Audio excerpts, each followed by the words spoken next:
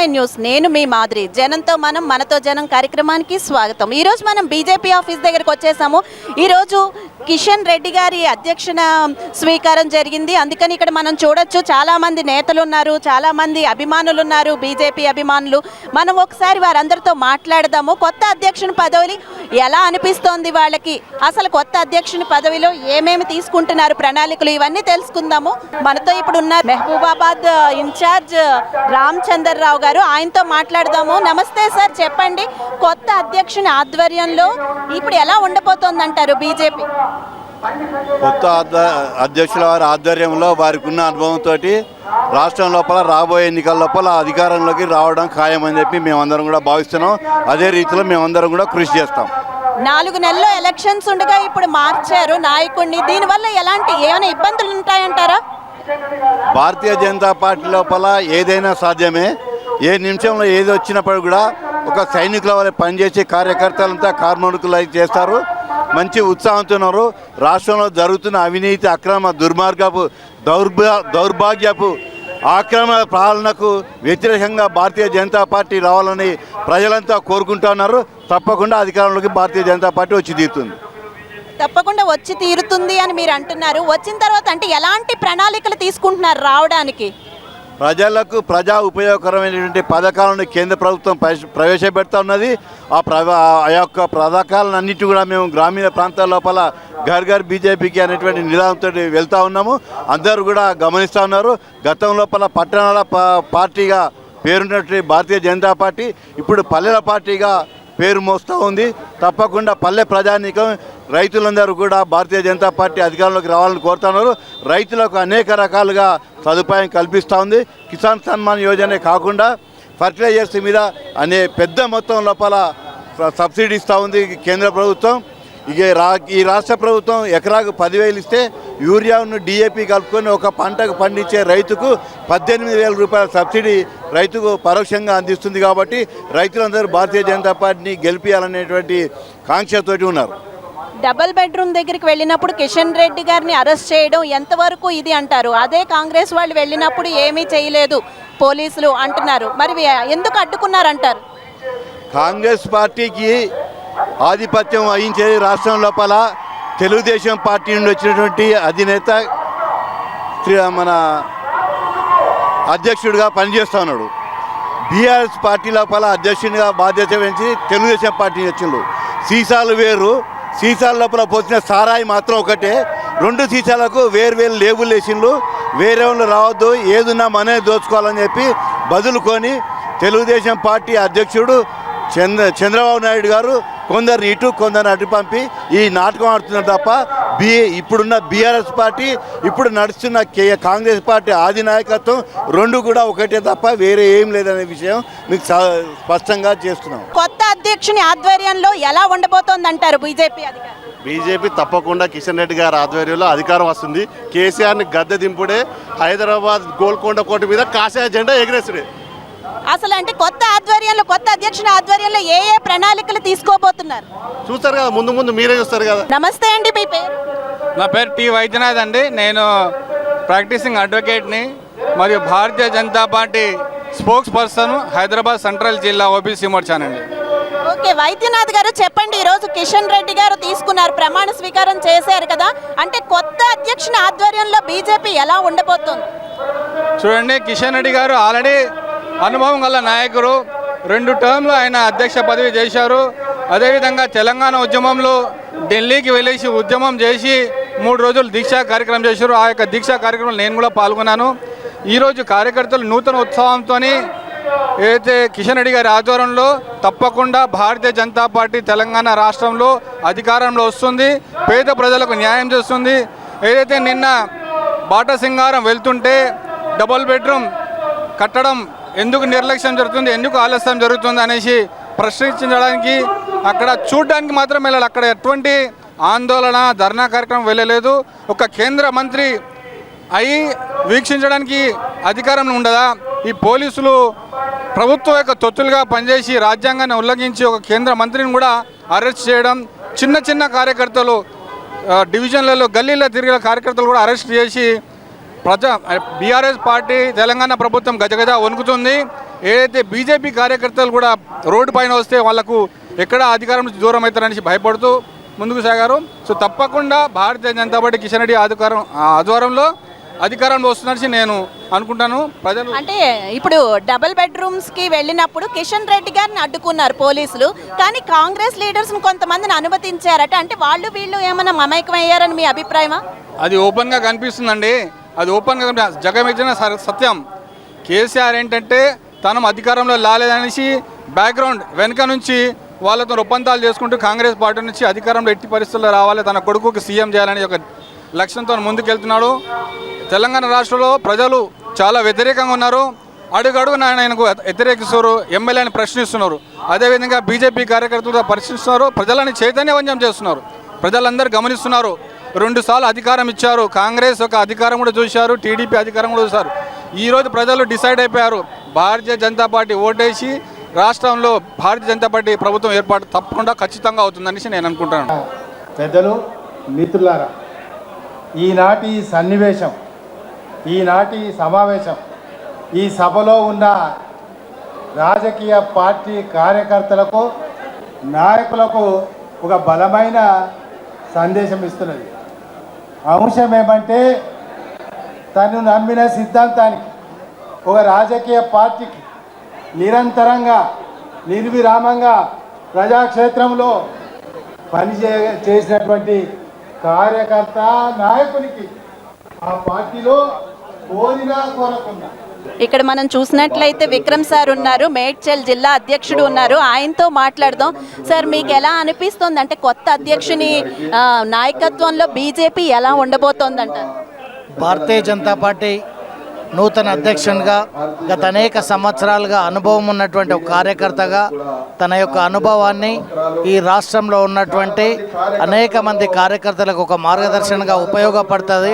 తప్పకుండా భారతీయ జనతా పార్టీ ఈ ప్రాంతంలో ఒక బలమైనటువంటి శక్తిగా ఏర్పడుతుందని పూర్తి విశ్వాసం ఉంది. అంటే 4 నెలల్లో ఎలక్షన్స్ ఉండగా ఎందుకు నాయకత్వాన్ని మార్చారు? జాతీయ పార్టీ ఈరోజు భారతీయ జనతా పార్టీలో అధ్యక్ష స్థానం అనేటువంటిది ఏదైతే ఉందో ప్రతి 3 సంవత్సరాలకు ఒకసారి మారుతూ ఉంటుంది. ఇది ఒక పరివార్కి సంబంధించినటువంటి పార్టీ కాదు, పర్మనెంట్గా అధ్యక్షుడు ఉండడం అనేటువంటిది. జాతీయ నాయకత్వము ఇక్కడ ఉన్నటువంటి పరిస్థితుల దృష్ట్యా అందరి నాయకుల యొక్క వారి యొక్క పనిని, వారి ఎక్కడెక్కడ వారి సామర్థ్యాన్ని ఉపయోగించుకోవాలో ఆ రకంగా ఉపయోగించుకునేటువంటి దృష్టితో జాతీయ నాయకత్వం ఆలోచన చేస్తుంది. కాబట్టి ఎవరు అధ్యక్షుడున్నా ఆ వారి యొక్క నాయకత్వం పనిచేయగలిగే కార్యకర్తలు ఉన్నటువంటి పార్టీ భారతీయ జనతా పార్టీ. అంటే కొత్త నాయకత్వంలో ఎలాంటి ప్రణాళికలు తీసుకోబోతున్నారంటారు? ఎలాంటి ప్రణాళికలు తీసుకోబోతున్నారు? ఈరోజు తెలంగాణ రాష్ట్రంలో ఏ ఆశలతోటి ఆకాంక్షలతోటైతే ప్రభుత్వం ఏర్పడదో బీఆర్ఎస్ పార్టీ ఈరోజు అనేక రకాలైనటువంటి వాగ్దానాలన్నీ ఈ తెలంగాణ ప్రజలకు ఇచ్చింది. విఫలమైనటువంటి వాగ్దానాలన్నీ కూడా గతంలో ఏ రకంగా బండి సంజయ్ గారి నేతృత్వంలో ఒక యుద్ధ వాతావరణంలో పోరాటం కొనసాగించారో అదే ఉత్సాహంతో, అదే రకమైనటువంటి ప్రేరణతోటి కిషన్ రెడ్డి గారి నేతృత్వంలో భవిష్యత్తులో ఈ యొక్క పార్టీని, తెలంగాణ రాష్ట్ర సమితిని నిలదీసేటువంటి ప్రక్రియలో భారతీయ జనతా పార్టీ ఉంటుంది. అంటే నిన్న డబల్ బెడ్రూమ్ దగ్గరికి వెళ్ళినప్పుడు కిషన్ రెడ్డి గారిని అడ్డుకున్నారు, కానీ కాంగ్రెస్ వాళ్ళ లీడర్స్ కొంతమందిని అలో చేశారు. ఎందుకంటారు? అవి మమేకమయ్యాయి అంటారా బీఆర్ఎస్ కాంగ్రెస్ ఏమన్నా? ఈరోజు ఈ సామాజిక మాధ్యమాలు కొన్ని ఛానల్స్ ఏవైతున్నాయో కాంగ్రెస్ను ఒక పద్ధతి ప్రకారము వారిని పైకి తీసుకురావాలనేటువంటి ప్రణాళిక ఏదైతుందో ఆ ప్రణాళికలో భాగంగా అసత్యమైనటువంటి ఆరోపణలు ఈరోజు చేస్తున్నటువంటి మాట వాస్తవం. కానీ అది ఏది ఇదినా కూడా ఈరోజు భారతీయ జనతా పార్టీ కేంద్ర మంత్రివర్యులు కిషన్ రెడ్డి గారి నేతృత్వంలో ఈ డబుల్ బెడ్రూమ్లు పేద ప్రజలకు ఏదైతే ఇస్తామని చెప్పారో ఈరోజు దాన్ని తప్పకుండా వారికి ఇప్పించేంత వరకు ఈ కట్టినటువంటి ఇండ్లను కూడా కనీసం అలాట్మెంట్ చేయాలన్నటువంటి పరిస్థితులు ఈరోజు రాష్ట్ర ప్రభుత్వం ఉందో తప్పకుండా వాటిని అలాట్మెంట్ చేసేంత వరకు, నూతన బిల్డింగ్లు కట్టేంత వరకు ఈరోజు ప్రభుత్వం పైన ఒత్తిడి తెచ్చేటువంటి దిశలో కిషన్ రెడ్డి గారి నేతృత్వంలో మేమందరం కూడా పనిచేయడం కోసం సిద్ధంగా ఉన్నామని చెప్పి సందర్భంగా థ్యాంక్ యూ సో మచ్ అండి. భారతీయ జనతా పార్టీ ఖచ్చితంగా అధికారంలో వస్తుంది. భారతీయ జనతా పార్టీ ఆ నాయకులు ఢిల్లీ నాయకులు ఏ నిర్ణయం తీసుకున్నా మాతాకి. పేరు? నా పేరు మాధవి చిలుకూరి. ఓకే, మాధవి గారు చెప్పండి, అంటే కొత్త నాయకత్వంలో ఎలా ఉండబోతోంది అంటారు బీజేపీ ప్రభుత్వం ఇప్పుడు? చాలా బాగుంటుంది అనిపిస్తున్నది. కిషన్ అన్న నాయకత్వంలో చాలా మంచిగా ఉంటుంది. ఇంకా బీజేపీ వచ్చే అవకాశాలు కూడా ఉన్నాయి అనిపిస్తుంది. నమస్కారం, నా పేరు బండారు శైలజ. శైలజ గారు చెప్పండి, ఇప్పుడు 4 నెలల్లో ఎలక్షన్స్ ఉన్నాయి. ఇలాంటి టైంలో మనం నాయకత్వం మారడం వల్ల ఏదైనా ఇబ్బందులు ఉంటాయంటారా పార్టీకి? అది ఏముండదండి, ఎందుకంటే ఇది సంస్థాగతంగా మా పార్టీ సిద్ధాంతం ఏంటంటే గత 3 సంవత్సరాలకు ఒకసారి అధ్యక్షులు మార్పులు చేర్పులు ఉంటాయి. కాబట్టి ఎలక్షన్స్ మీద ఏమీ ప్రభావం ఉండదు. ఈ మా అధ్యక్షులు మార్చినంత మాత్రం వల్ల ఏముండదు. సిస్టమే ఉంటుంది మాది. మనం కొత్త అధ్యక్షుని ఆధ్వర్యంలో ఎలాంటి ప్రణాళికలు తీసుకుంటున్నారా అని ఆవిడ ఇంకొక బ్యూటిఫుల్ లేడీ ఉన్నారు, ఆవిడ పేరు అడిగి తెలుసుకుని ఆవిడని అడుగుదాం. మీ పేరు? మాధవ్ అండి. మాధవి గారు చెప్పండి, కొత్త అధ్యక్షుని ఆధ్వర్యంలో ఎలాంటి ప్రణాళికలు తీసుకోబోతోంది బీజేపీ ఇప్పుడు మనకి? మంచి మంచి ప్రణాళికలే తీసుకోబోతుంది.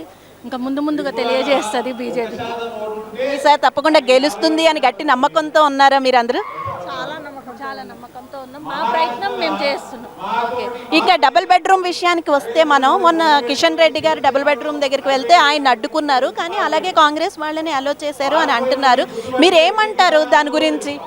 అంటే బీఆర్ఎస్కి ఏంటంటే భయం పట్టుకుంది.